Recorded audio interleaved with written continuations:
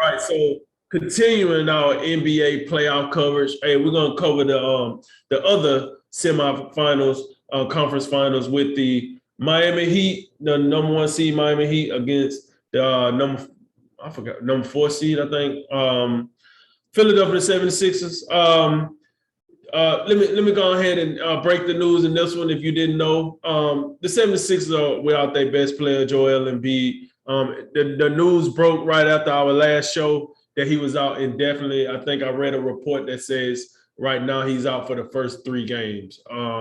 So we'll see how that goes. But with that said, Jimmy Butler, he dropped in 15 in the first game, 9 rebounds, 3 assists. Bam Adebayo dropped in 24 with 12 rebounds and 4 assists. And then Tyler Hero dropped in 25. He was 4 from 6 from the 3-point line, and he also had 7 assists. Switching over to the Philadelphia 76ers, you had James Harden. Where's James Harden? On the back of a milk carton. He dropped in 16 points with 9 rebounds and 5 assists. Tobias Harris, that's probably a beautiful sight for Philadelphia 76ers fans. 27 points with 6 rebounds. And then you had Tyrese Maxey come in with 19 points with 2 assists. He went 6 from 6 from the free throw line.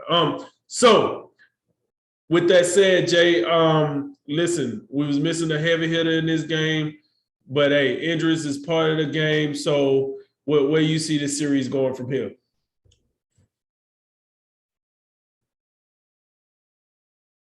If Embiid, if he's not going to play, or if he can't play by game 3, then go ahead and get this one out of here. And matter of fact, I don't think Philadelphia, even with Embiid, it doesn't feel like they have enough to overcome a 2-0 deficit. You know, to think that they'll win 4 out of 5 against Miami, because that's what's going to be required. And then you look at game 2 tomorrow, which Embiid's already been ruled out for. And I mean, Philadelphia in that first half last night they put forth a great effort. And yet, like, they actually, they was winning the game by a point at the half. But then after that, I mean, Miami just took over. And I think Hero went bonkers in the second half, from as far as I can tell. Adebayo, I mean, 24 and 12. I mean, I was looking forward to him and Embiid. And now, but without Embiid, it's clearly Bam Adebayo is the best big in the series, and on any given night he can be the best player on the floor. Without Joel Embiid playing, this series is quite uninteresting to me. I don't know. Maybe that's why I couldn't, like, I was over here doing this. Like, I mean, I just couldn't keep focused, because I'm just looking at James Harden. I'm like, ain't no way they can't do this. They can't. Even with that nice first half, it's like, yeah, man. Yeah, they wasting a lot of ammo right now. They're gonna be dry in the second half, gonna be having some malfunctions, better resupply or whatever. It's disappointing, especially, like, there ain't nothing worse than making a pick in a series, and then right after the fact, it's like, oh, Joel Embiid gonna miss a lot of time. And like, oh, that's cool. That would have been great to know before I went on the airwaves, on the local airwaves, I might add, and try to make these picks, you know. So I feel for you. I want to get interested in this series. And I was really interested before, but like, as soon as you say, oh, Joel Embiid ain't playing, well, what's the point now? You know, what is the point? Because there's no way Philly can't win without Joel Embiid.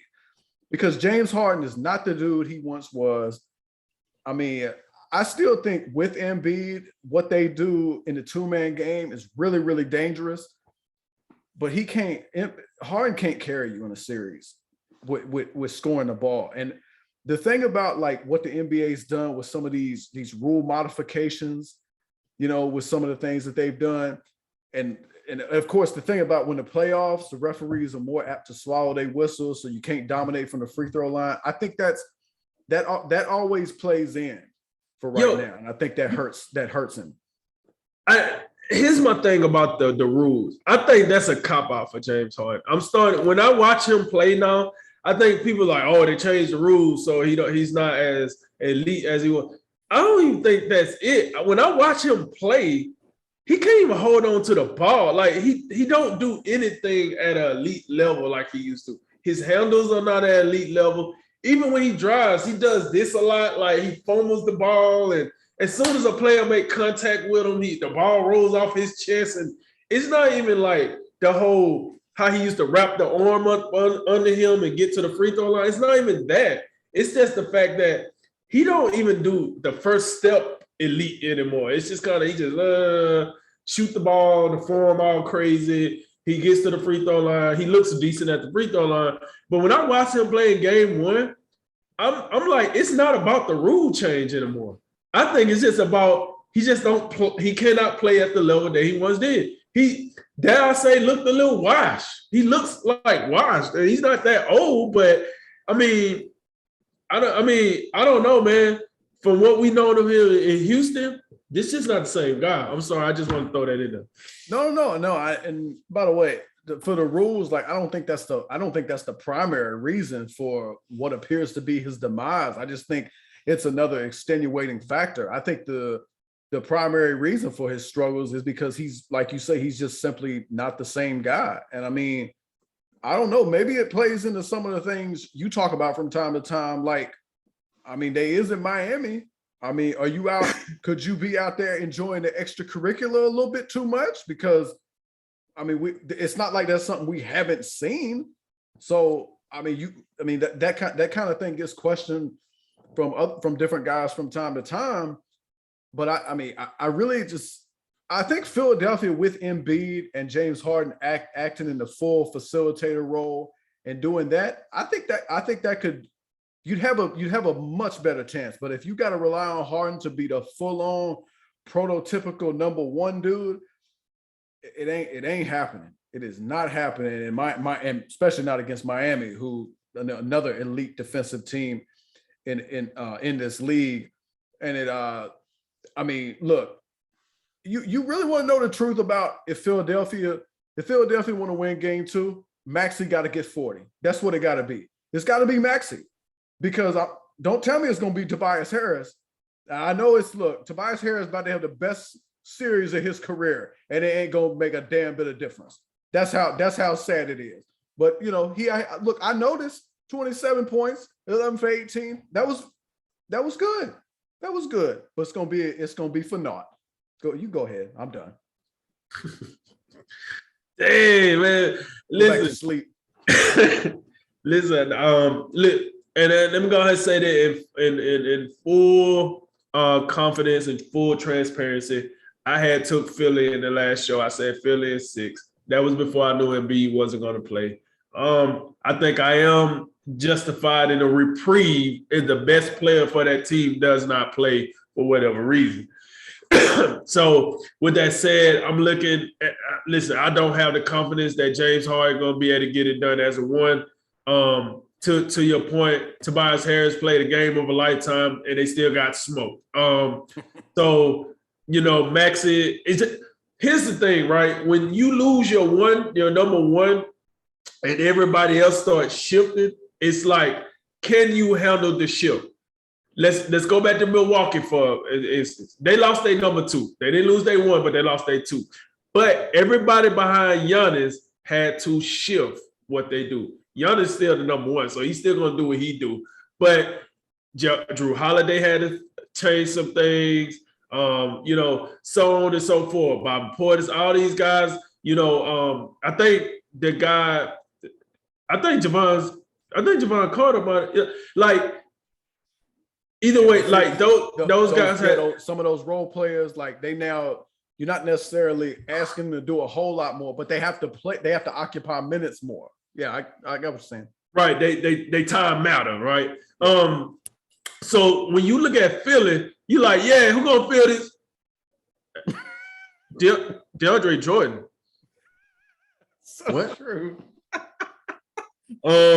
Did you hear what Barkley said before the game? What? They mentioned Jordan's name. He said, "Is he still alive?" Right.